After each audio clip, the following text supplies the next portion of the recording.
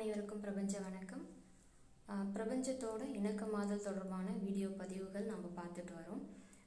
இன்னைக்கு நாம் பார்க்க போகிறது பார்த்திங்கன்னா, பிறருக்கு உதவுவதனால். இப்போ ஒரு சிலர் தொடர்ந்து இப்போது கண்ணுக்கு தெரிஞ்சவங்களுக்கே நீங்கள் உதவிகள் செஞ்சிட்ருப்பீங்க, கூட இருக்கவங்களுக்கு உதவிகள் செய்வீங்க. ஸோ அது நம் கடமை. அது மாதிரி இப்போ இதுவே உங்களுக்கு தெரியாதவங்க யாராவது ஒருத்தர் உங்ககிட்ட ஒரு உதவி கேட்கலாம், உங்கள் கண்ணில் ஒரு உதவி படலாம். ஒருத்தர் மூலயமா ஒருத்தர் உங்ககிட்ட ஒருத்தருக்காக ஒருத்தர் உங்ககிட்ட ஒரு உதவி கேட்கலாம், செவி வழியாக உங்களுக்கு ஒரு உதவி கேட்டு ஒரு தகவல் வரலாம். ஸோ அந்த மாதிரியான உதவிகள் அப்படின்னு உங்கள் செவிக்கோ உங்கள் கண்களுக்கோ உங்கள் உணர்வுகளுக்கோ எட்டப்படும் பொழுது நீங்கள் அந்த உதவியை நிராகரிக்காமல் நிச்சயம் செய்யணும். நீங்கள் அந்த மாதிரி செய்யும் பொழுது பிரபஞ்சம் ரொம்ப ஆத்மார்த்தமாக உங்களை ஆசீர்வதிப்பாங்க. உங்களை ரொம்ப அப்போ தான் அவங்க ரொம்ப மகிழ்ச்சியாக ஃபீல் பண்ணுவாங்க.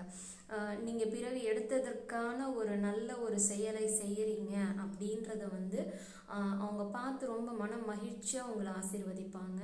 உங்களுக்கு ஒரு ரொம்ப ரொம்ப அரவணைப்பாக இன்னும் கொஞ்சம் உங்களை அவங்க கிட்ட நெருக்கமாக அணைச்சிக்கிறதுக்கு பார்ப்பாங்க. சரிங்களா? ஸோ அப்போ உங்களோட அவங்க இணக்கமாவாங்க. ஸோ இந்த மாதிரி ஒரு வாய்ப்பு கிடைக்கிது. ஏதாவது ஒரு விளம்பரம், ஒரு உதவி கேட்டு ஒரு விளம்பரம் பார்க்குறீங்க, ஒரு இல்லம் நடத்துகிறாங்க, அவங்க ஏதாவது ஒரு உதவி கேட்குறாங்க. அதே மாதிரி ஒரு நோயாளிகள் உதவிகள் கேட்குறாங்க, நோயாளிகள் தொடர்பாக ஒரு கல்விக்காக உதவி கேட்குறாங்க, ஒரு திருமணத்துக்காக ஒரு உதவி கேட்குறாங்க. இந்த மாதிரியான உதவிகள் யாராவது உங்களுக்கு அறிமுகம் இல்லாத ஒரு நபர் காரணம் சொல்லி கேட்குறாங்க, அது கேட்கறது எவ்வளோ பெரிய வலின்னு ஒரு நிமிஷம் யோசிச்சு பாருங்களேன். அது அவங்களுக்கு எவ்வளோ ஒரு வலியை கொடுக்கும். எந்த மாதிரி ஒரு சூழல் வந்திருந்தால் அவங்க அந்த உதவியை கேட்டு அவங்க வருவாங்க. ஸோ இப்போ வேற ஒரு நபருக்காக இன்னொரு நபர் கூட நடுவில் ஒருத்தர் இருந்து கூட அவங்க கூட கேட்கலாம், அவங்களால இயலாமல் இருக்கும், அவங்க செய்யணும்னு நினைப்பாங்க. இல்லை பல பேருக்கு அந்த ஒரு வாய்ப்பு கிடைக்கணும், அவங்களுக்கு ஒரு ஆசீர்வாதம் கிடைக்கணுன்றதுக்காக பலர்கிட்ட உதவி கேட்பாங்க, கேட்டு செய்யணும்னு நினைப்பாங்க. ஸோ அந்த மாதிரியெல்லாம் உங்ககிட்ட உங்கள் கண்ணுக்கு ஒரு உதவி படுது, செவியால் கேட்குறீங்க, ஒருத்தர் உதவி கேட்குறாங்க, உணர்வு ரீதியாக நீங்கள் உங்கள் முன்னாடி ஒருத்தர் அவங்க ஒரு தடுமாற்றத்தில் இருக்காங்க, உதவி கேட்கறதுக்கு தயங்குறாங்க. ஸோ அது உங்களுக்கு ரொம்ப ஒரு மாதிரி இருக்குது, செய்யணுன்ற மாதிரி தோணுது அப்படின்னா தாராளமாக செய்யுங்க. ஸோ அந்த மாதிரி அது பண உதவியாக இருக்கலாம், உடல் ரீதியாக உடல் மூலிமா ஒரு செயல் வழி உதவியாக இருக்கலாம். ஸோ எந்த மாதிரியாக வேணால் இருக்கலாம். அது பிறருக்கு அது பாதகம் கொடுக்காத அளவுக்கு உங்களுக்கும் அது பாதகம் கொடுக்காது அப்படின்ற மாதிரி இருக்கிற எல்லா உதவிகளுமே நீங்கள் தாராளமாக செய்யலாம். ஒருத்தர் அதனால் காக்கப்படுவாங்க, நம்ம ஆன்மாவும் அதனால் மகிழ்ச்சியாக ஃபீல் பண்ணும் அப்படின்னு நீங்கள் உணர்வீங்க. அந்த தருணம் அந்த மாதிரி இருக்கும் பொழுது நீங்கள் உதவுங்க. அதே மாதிரி இப்போ பணம்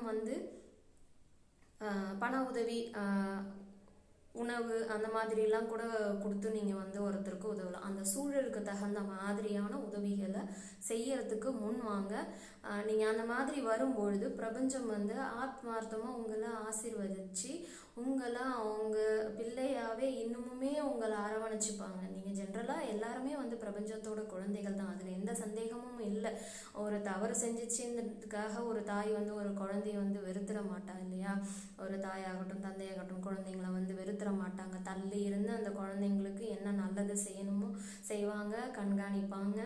ஸோ அந்த மாதிரியான செயல்கள் செய்வாங்க. அதுதான் பிரபஞ்சமும் செஞ்சிட்ருக்காங்க. ஸோ உங்களால் முடிஞ்ச வரைக்கும் உங்ககிட்ட இருக்கிற தொகையில் பிறருக்கும் நீங்கள் செய்ய பழகுங்க.